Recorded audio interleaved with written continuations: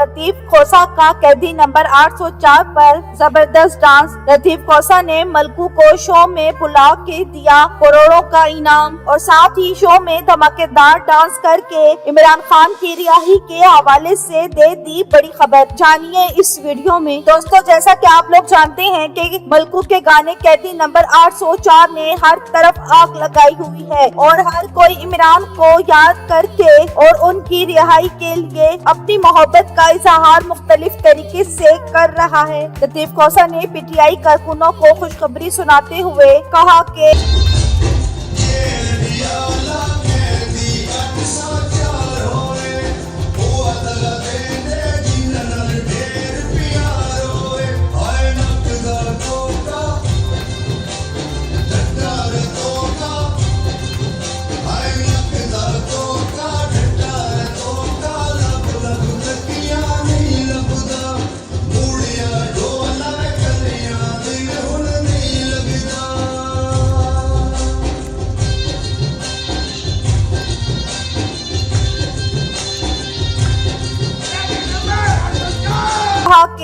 ईद इमरान खान हमारे साथ करेंगे क्योंकि इमरान खान की